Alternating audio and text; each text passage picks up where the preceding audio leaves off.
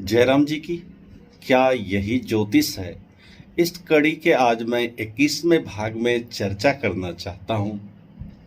जब मैं 33 वर्ष का हुआ सन 2003, 10 जनवरी 2003 में एक छोटा सा भवन प्रेम विहार माधवपुरम में सिर्फ 40 गज का।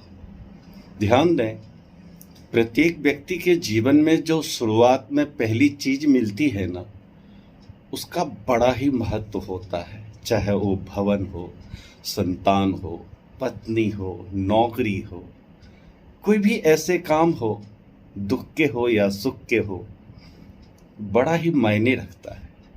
मेरे जीवन में भवन की बहुत बड़ी लालसा थी, क्योंकि 2 कन्या थी। धर्मशाला जैसी जगह में मैं रहता था, जहाँ पर मद्यपान, कुसंगति जैसा आचरण वाले लोग रहा करते थे, और हम सोचते थे जगह कैसी भी हो, शुद्ध हो, स्वच्छ हो, उत्तम वातावरण हो, भौतिकतावाद नहीं हो। पहले के भाग में हमने आपसे बताया था कि रोजगार का साधन ईश्वर की असीम कृपा रही। 1999 से हमारे जीवन में स्वर्णिम समय का शुरू हुआ, और यह स्वर्णिम काल ऐसा था कि परमात्मा की असीम कृपा से हम आगे ही बढ़ते गए। परंतु पहले एक मैं उदाहरण देना चाहता हूँ। एक शास्त्रकार लिखते हैं, तत्र मित्र न वस्तव्यम यत्र नास्ति चतुष्टयम ऋण दाता च वैद्यश्च श्रोत्रियः सिजुलानति। ऐसा नहीं है कि इस किताब को मैं अब जानता हूँ। जब मैं 12-13 वर्ष का था तभी मैं यह सूत्र को जानता था।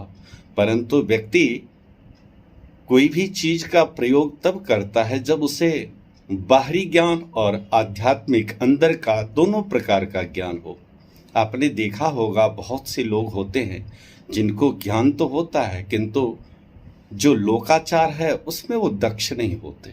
बहुत से लोग होते हैं जो लोकाचार में तो दक्ष होते हैं, किंतु शास्त्रीय ज्ञान नहीं होते। इसलिए दोनों ज्ञानों का महत्व है, और सही ज्ञान तो तब ठीक होता है जब दोनों प्रकार के ज्ञान हो। केवल आप शास्त्रों को लेकर चलेंगे तो जीवन में आगे नहीं बढ़ पाएंगे। केवल आप लोकाचार को लेकर चलेंगे तो आप नहीं चल पाएंगे। पहले मैं इस श्लोक का भाव बता दूं। लिखा हुआ है कि हे मित्र, वहां पर निवास नहीं करना चाहिए। कहां? तत्र मित्र न वस्तव्यम यत्र नास्ति चतुष्टयम ऋणदाता। आप वहां निवास न करो जहां पर देने वाला नहीं हो। ऋणदाता च वैद्यश्च, जहां पे औषधि की जरूरत हो और औषधि देने वाला न हो। साथ ही श्रोत्रियः सिजुलानति, श्रुति और स्मृति को जहाँ जानने वाले नहीं हो वहाँ भी नहीं रहने चाहिए। और जल की जहाँ पर प्रचुर मात्रा न हो वहाँ पर निवास नहीं करना चाहिए। लेकिन एक जीवन की जिज्ञासा होती है। मेरे जीवन में भी वैवाहिक जीवन में विवाह करना था, तो अनुभूति कहाँ से होती, कहाँ विवाह करना चाहिए। इसलिए हमने वही किया जो अवस्था के अनुसार हमें करना चाहिए था। ये ज्ञान तो अब हो रहा है मेरे अंदर। ऐसे ही भवन लेने की जिज्ञासा थी तो हमने जगह ली। जगह लेते समय हमने सोचा भले ही जगह कम हो, लेकिन 2 सड़क का हो, जहां पर कोई जजमान आए तो उनकी गाड़ी रह सकती है। परंतु कहते हैं ना कि बड़े सोचकर भवन लेना चाहिए, तो ये चीज वहां पर नहीं मिलने के कारण मैं आजीवन दुखी रहा कि तत्र मित्र न वस्तव्यम, जहाँ पर देने वाले नहीं हो, वैद्य लोग नहीं हो, श्रुति स्मृति को जानने वाले नहीं हो, जल की उत्तम व्यवस्था नहीं है। आज के युग में तो हर चीज की व्यवस्था आपको हर जगह मिल जाएगी, किंतु श्रुति और स्मृति को जानने वाले, मानने वाले हर जगह नहीं मिलेंगे। और जीवन का महत्व तो इसी से है। आप क्या पहनते हैं, आप क्या खाते हैं, आप कैसे चलते हैं, ये तो व्यक्तिगत है। लेकिन वास्तविक बात तो यह है कि आप समाज को क्या देते हैं, आपसे किसी को क्या मिलता है, आप प्रकृति के लिए क्या सोचते हैं। और ये सोच तो श्रुति और स्मृति को मानने वाले ही समझ पाएंगे। इसलिए ये चीज़ मुझे वहाँ नहीं मिली और इसका कष्ट आज तक रहा, क्योंकि ये शनि नीच का भाग्य में विराजमान है। एक और बात कहना चाहता हूँ, बाल्यकाल में मैं कई बार कई ज्योतिषियों के पास गया। जब मैं 11-12 वर्ष का था तो एक गुरुजी के पास गया था। उन्होंने कहा था एक दिन तू राजा बनेगा, परंतु इस समय को आने में 32-33 वर्ष लग गए। 13 वर्ष में यह पहली जानकारी करी थी। दूसरी जानकारी जब मेरा भाई दिवंगत हो गया तब मैं उस जन्म पत्री को लेकर गया था। तब उस जन्म पत्री को ताऊ जी ने कहा था प्रवाहित कर दो। तीसरी जानकारी के लिए एक बार मैं दिल्ली में रेडियो स्टेशन में जा रहा था अपनी प्रतिभा दिखाने। प्रतिभा क्या, उदंडता थी। अगर आज के समय में कोई कहता तो मैं नहीं जाता, लेकिन यमुना बाजार के पास एक धर्मशाला थी जिसमें बहुत सारे लोग थे और गीता दीदी का यज्ञ था, उसमें बहुत सारे आचार्य थे। तो हमने भी अपना हाथ दिखाया एक आचार्य से, बोले तेरे हाथ में कुछ नहीं है। जीवन काल में आगे चलकर जब मैं बड़ा हुआ तो एक बार एक LIC चलाने वाले व्यक्ति ने मेरे से कहा कि तू तो डॉक्टर या इंजीनियर बनता, तेरी प्रतिभा बहुत बड़ी है। वास्तव में जीवन में एक चीज का हमने अनुभव किया। मेरे पिताजी मल्ल युद्ध में दक्ष हुए, दादाजी ने उनके लिए एक भैंस रख दी और सारा दूध वो पीते थे, बलशाली थे और मल्ल युद्ध में दक्ष हुए। जब मेरा जीवन काल आया तो मेरे पेट में दाना नहीं हुआ करता था, किताबें हाथ में होती थी, न कोई अभिभावक थे जो मुझे बताते, और जैसी मेरी समझ थी सो मैंने ग्रंथों को पीना शुरू किया, ग्रंथों को याद किए। आज मैं अपने बच्चों को चाहता हूं एक ब्राह्मण होने के नाते, क्योंकि आपने बहुत से परिवार देखे हैं जिसमें वो परिवार में धन तो आता है, लेकिन धन जैसा सुख देता है तो धन दुख भी देता है। आज हर व्यक्ति धन के लिए ये किन प्रकारेण प्रयत्न करता है, परंतु धन अगर शुद्ध न हो तो व्यक्ति का परिवार, व्यक्ति की दूसरी पीढ़ी नष्ट हो जाती है।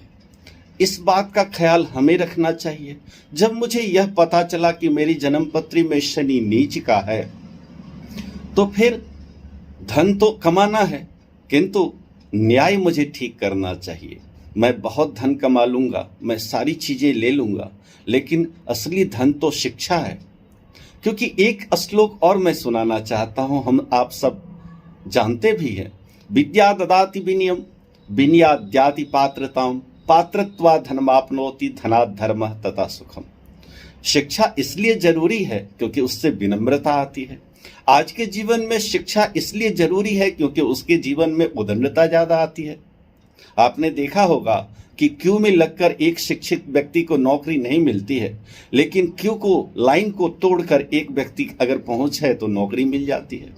तो आज विद्या का सबसे बड़ा उपहास तो यह है कि विनम्रता वाला व्यक्ति सही मंजिल तक बहुत कम पहुंच पाते हैं। विद्या ददाति विनयम विनयाद्याति पात्रताम। जब विनम्र बच्चा होता है तो प्राचीन काल में राजा महाराजा लोग धन प्रदान करते थे। आज के समय में जो जितना उदंड होगा, जो जितना बलिष्ठ होगा, जिसकी जितनी पहुंच होगी, उसके पास उतना धन होता है। इसलिए एक साधारण बच्चा पढ़ता है तो अनुशासन में रहता है, किंतु उस मंजिल को छूने के लिए वो व्यक्ति यन केन प्रकारेण प्रयास करता है धन कमाने का। तो धनात् धर्म तथा सुखम। धन हमारे पास इसलिए आता है कि धर्म करना चाहिए।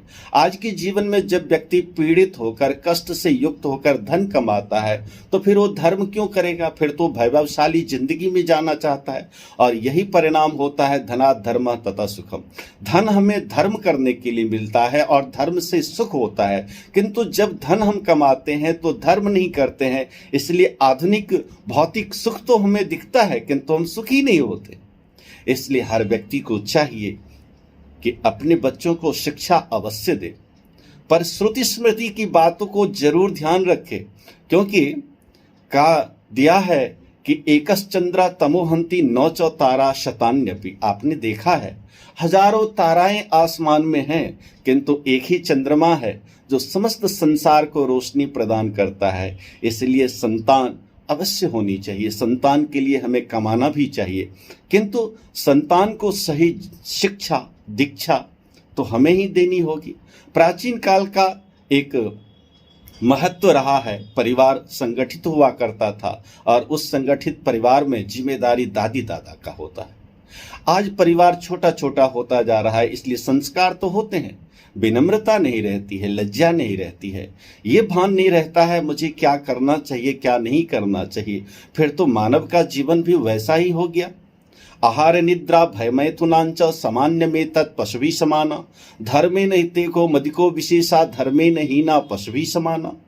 एक राजा चलते चलते देखता है कि आहार पशु भी लेते हैं, लोग भी लेते हैं, निद्रा पशुओं को भी आती है, मानवों को भी आती है।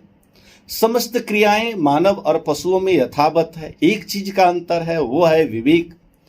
मानव के अंदर में विवेक है कि हमें क्या करना चाहिए क्या नहीं करना चाहिए। अगर विवेक ही हट जाए तो फिर मानवता क्या रहेगी।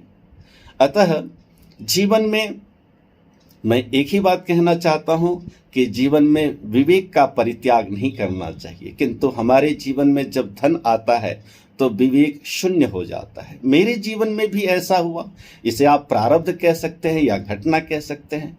मेरा स्वर्ण काल था 1999 से, और मैंने दुख नहीं सुख देखने शुरू किए, किंतु जब सुख आता है तो दुख का कैसा सामना होता है जरा एहसास करें।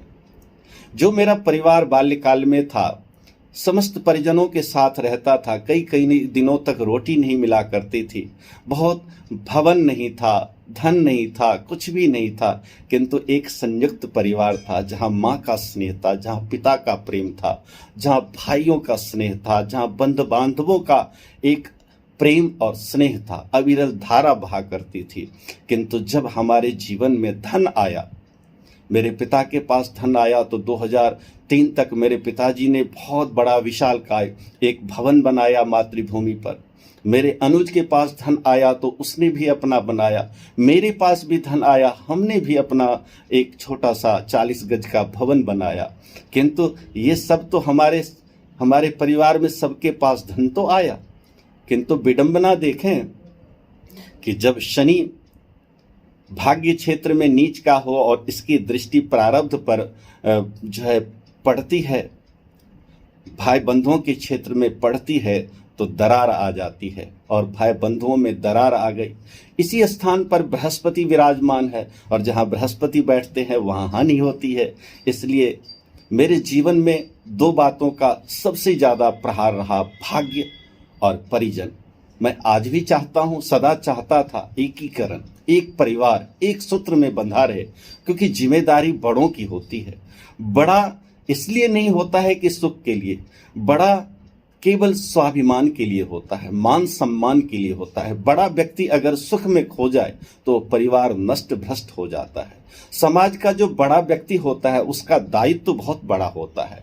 अगर वो सुख में खो जाए, अपनों में खो जाए, तो फिर वो समाज को एक नई दिशा नहीं दे पाता है। इसी प्रकार से राजतंत्र में भी जो प्रधान पद पर आसीन होते हैं, अपना सुख त्यागने पर ही समाज को सुरक्षा प्रदान कर सकते हैं, देश की सुरक्षा प्रदान कर सकते हैं। इसलिए आपने देखा है कि इस संसार में मुचकुंद जैसे राजा हुए, नल नहुस जैसे राजा हुए, अनंत प्रकार के राजा हुए। राजा तो बहुत हुए, किंतु नाम उन राजाओं का ही आता है जिन्होंने प्रजा के लिए, जन जन के लिए अपना त्याग किया। राम का, श्री कृष्ण का। ये देवता लोग इसलिए बने अपने अपने कर्मों के अनुसार। इसलिए बड़ा होना बहुत बड़ी बात नहीं है, बड़े पद पर आसीन होना बड़ी बात नहीं है, लेकिन बड़े पद की गरिमा बनाए रखना ये बहुत बड़ी बात है। और ये केवल मानव ही कर सकता है, पशु नहीं कर सकते, क्योंकि मानव के अंदर में विवेक है।